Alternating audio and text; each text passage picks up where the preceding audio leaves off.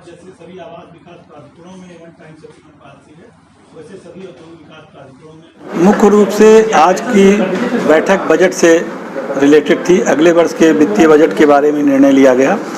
और अगर हम प्राधिकरण की प्राप्तियां देखें, राजस्व प्राप्तियां और आवंटियों से प्राप्तियां देखें, तो पिछले वर्ष 18-19 में जनवरी 19 तक 7 से 68 करोड़ रुपए की प्राप्तियां हुई थी, जो कि जनवरी 20 में 9 से 89 करोड़ है, जो कि 128% जिसमें की वृद्धि हुई है।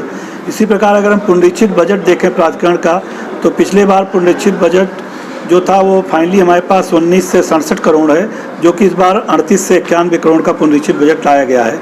ये लोन जोड़ते हुए, अगर लोन को हटा के देखें तो 15 से 25 करोड़ पिछले वर्ष पुनरीक्षित बजट था पिछले वर्ष का, और प्रस्तावित बजट 24 से 40 करोड़ का, जिसमें कि 60% की वृद्धि है।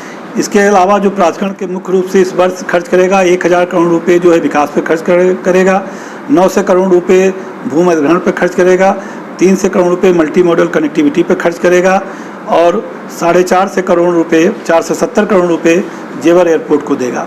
ये बजट की मुख्य बातें हैं। पिछले वर्ष का बजट जो इस वर्ष अप्रूव किया गया, वो मुख्य रूप से उसमें ये हाईलाइट है कि पहली बार प्राधिकरण को 17 करोड़ रुपए का प्रॉफिट हुआ, और इस वर्ष के बजट के जो प्राविधान किए गए हैं, या जो इस वर्ष का 19-20 का जो वर्ष जा रहा है, इसका जब फाइनल फिगर आएगा तो इसमें भी निश्चित रूप से प्राधिकरण की आय में वृद्धि आएगी और लाभ होगा प्राधिकरण को। सर, स्मार्ट सिटी के लिए स्मार्ट सिटी बनाया जा रहा है गौतम बुद्ध नगर में, सर जेवर क्षेत्र में क्या क्या फैसिलिटीज़ रहेंगी, किस तरह से बनाई जाएगी? ये निर्णय लिया गया है कि उत्तर प्रदेश शासन द्वारा निर्णय लिया गया है कि जो देश में 5 नए स्मार्ट सिटी विकसित होने हैं, उसमें से एक स्मार्ट सिटी जो है जेवर एयरपोर्ट के चारों तरफ होगी, उसके पेरिफेरी की तरफ होगी। तो इस संबंध में एक प्रारंभिक स्टडी अर्नेस्ट यंग से कराई गई थी, जिसमें कि दुनिया के और जो अंतर्राष्ट्रीय एयरपोर्ट हैं उनके सब आसपास जो शहर विकसित हुए हैं वो किस आधार पर विकसित हुए हैं, क्या क्या वहाँ सुविधाएँ हैं। जैसे वहाँ पर कन्वेंशन सेंटर है, बायोडाइवर्सिटी पार्क है, होटल्स है, इंस्टीट्यूशनल एरिया है, रेजिडेंशियल कॉम्प्लेक्सेस हैं, ग्रीन बिल्डिंग्स के कंसेप्ट हैं, मंडी है जो कि किसानों के जो उत्पाद हैं उनको संरक्षित करने के लिए आवश्यक है। इन सबको दृष्टिगत रखते हुए एक नया शहर बताया जाए जिसमें सभी चीज़ें समेकित हों, इसकी परिकल्पना करते हुए नया शहर बनाए जाने की योजना है। इसकी भी विस्तृत स्टडी कराई जाएगी। उसके बाद तय होगा कि कौन कौन सी एक्टिविटी किस अनुपात में होगी और कितनी बड़ी होगी। सर, रनवे को लेकर क्या फैसला है? सर, रनवे को लेकर कुछ जगह भी सुरक्षित जी, ये फैसला किया गया है।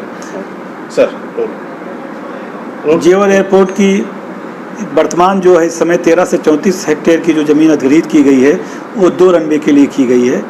अब इसमें सरकार द्वारा यह निर्णय लिया गया है कि यहाँ 4 से 6 रनवे बनाए जाएंगे, और 4 से 6 रनवे की स्टडी के लिए PWC को काम आज अवार्ड किया गया है, सौंपा किया गया है, जो अगले 3.5 महीने में अपनी रिपोर्ट देगी कि इस रनवे का मास्टर प्लान क्या होगा, प्रस्तावित रनवे की फिजिबिलिटी क्या होगी, और इसकी फिजिबिलिटी क्या होगी, फाइनेंशियल इसका वायबिलिटी भी ये PWC बताएंगे। उसके बाद यहाँ पर जो ज़मीन अधिग्रहण का काम शुरू होगा। सर, कितनी रिजर्व ज़मीन की गई है सर यहाँ पे?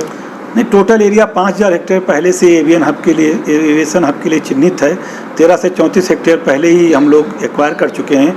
बाकी जो इस स्टडी में जितने भूमि की आवश्यकता होगी 6 रनवे के लिए, वो ज़मीन अधिग्रहित की जाएगी। जो जेवर एयरपोर्ट की कनेक्टिविटी पे भी जोर दिया गया, उसके विषय में क्या किया गया है? जेवर एयरपोर्ट की कनेक्टिविटी के लिए कई प्रकार से बात की जा रही है। इसकी स्टडी भी राइट से कराई गई है। अभी एक तो हम लोग इंटरचेंज एक बनाने जा रहे हैं जो कि ईस्टर्न पेरिफेरल एक्सप्रेस को यमुना एक्सप्रेसवे से जोड़ देगा अगले 18 महीनों में। ये काम अवार्ड हो गया है। इसके अलावा जो मल्टी मॉडल कनेक्टिविटी में राइट्स ने बताया है कि अर्बन एलिवेटेड रोड UER1 जो कि मुंबई दिल्ली एक्सप्रेसवे के साथ अलाइन करके यहाँ जेवर को जोड़ा जा सकता है। इसके अलावा यह भी बताया गया है कि रैपिड रेल से अशोकनगर, जेवर से अशोकनगर, जिसमें कि 4 स्टॉपेज जेवर, यमुना प्राधिकरण का एरिया, ग्रेटर नोएडा, अशोकनगर, सराय काले खां और धौला कुआं में स्टॉप बनाते हुए IGI तक की कनेक्टिविटी जोड़ने की बात है रैपिड रेल से। इसके अलावा ये भी बात हो रही है कि जो एलिवेटर इसमें ईस्टर्न पेरिफेरल एक्सप्रेसवे है जो मानेसर से शुरू होता है और आकर के अब कनेक्ट होने जा रहा है यमुना एक्सप्रेसवे से, तो मानेसर से IGI को भी एलिवेटेड रोड से जोड़ा जा सकता है। बोर्ड ने यह कहा है कि इस संबंध में जो सारी विकास मंत्रालय है उससे बात किया जाए, वहाँ पर प्रस्ताव रखे जाएं, जो प्रस्ताव स्टडी में आए वो रखा जाए। इसके अलावा जो प्रस्ताव प्राधिकरण अपने स्तर पर सोचता है उसको रखा जाए और फिर इस जो भी फाइनलाइज हो वो सारी विकास मंत्रालय की मदद से इस तरह की कनेक्टिविटी और बनाई जाए जेवर के लिए। सर स्कीम भी निकाली गई है होटल की और आवासीय, सर क्या है सर पूरी स्कीम में? अब 5 अलग अलग स्कीमें निकालने का निर्णय हुआ है। एक तो 3 पेट्रोल पंप निकाले जा रहे हैं, उनकी स्कीम निकाली जा रही है। इसके अलावा 24 कियास्क छोटे दुकान निकाले जा रहे हैं जो वेंडर्स के लिए होंगे। इसके अलावा 57 दुकानें जो सेक्टर 22D में बनी खड़ी हैं उनकी स्कीम लाई जाएगी। 3 होटल की स्कीम लाई जाएगी। 2.5 एकड़ का एक प्लाट, 5 एकड़ का दूसरा प्लाट और 10 एकड़ का तीसरा प्लाट होगा। यह क्रमशः 3 स्टार, 4 स्टार और 5 स्टार होटल के लिए है। ये मार्केट टेस्ट कर रहे हैं। हमारे पास काफ़ी ज़मीन एक्सप्रेस वे के समानांतर सेक्टर 21, 24, 28 और 29 में अवेलेबल है और वहाँ पर काफ़ी इस तरह की कमर्शियल योजना लाई जा सकती है। लेकिन अभी चूँकि हम लोग मार्केट असेस करना चाहते हैं इसलिए उसके असेसमेंट के लिए पहले इनिशियल स्कीम ला रहे हैं। इसके अलावा 120 मीटर पर वीवो के सामने छोटे प्लाट की एक स्कीम ला रहे हैं, 1060 प्लाट की 120 मीटर पर, और 162 मीटर के और 120 मीटर के प्लाट साइज़ होंगे। इसके अलावा 200 मीटर के और 300 मीटर के भी कुछ प्लाट जो पहले से हमारे पास अवेलेबल हैं वो भी स्कीम में जोड़े गए हैं। तो वो 5वीं स्कीम आवासीय स्कीम लाई जाएगी छोटे प्लाटों को। किसानों सेटलमेंट का किसानों के लिए कुछ? किसानों के लिए मेजर रूप से बहुत मेजर डिसीजंस हुए हैं। किसानों के लिए एक डिसीजन ये हुआ है कि किसान को 11.7% जो है वो रिजर्वेशन मिलेगा। कमर्शियल जितनी भी प्रॉपर्टी होगी उसमें 17.5% रिजर्वेशन मिलेगा किसानों को, और कमर्शियल कियास्क में और साप में उनको ये रिजर्वेशन मिलेगा।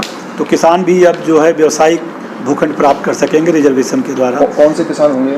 सभी किसान इसमें जेवर एयरपोर्ट के जो किसान हैं जिनकी ज़मीन अर्जित हुई है, क्रय की गई है, वो सभी सम्मिलित होंगे। यमुना प्राधिकरण के किसान भी शामिल होंगे और जेवर एयरपोर्ट के भी किसान इसमें शामिल होंगे। इसके अलावा किसानों के लिए 7% आबादी के प्लाट के लिए उनको जो पैसा देना पड़ता था विकास शुल्क के रूप में तो वो नहीं दे पा रहे थे। तो इस संबंध में एक कमेटी बनाई गई है जो कमेटी तय करेगी कितना विकास शुल्क लिया जाए। साथ ही साथ उसी अनुपात में कितना विकास शुल्क लिया जाना है उतना ज़मीन का हिस्सा रिटेन कर लिया जाएगा, जिससे कि किसान को पैसे की व्यवस्था न करनी पड़े।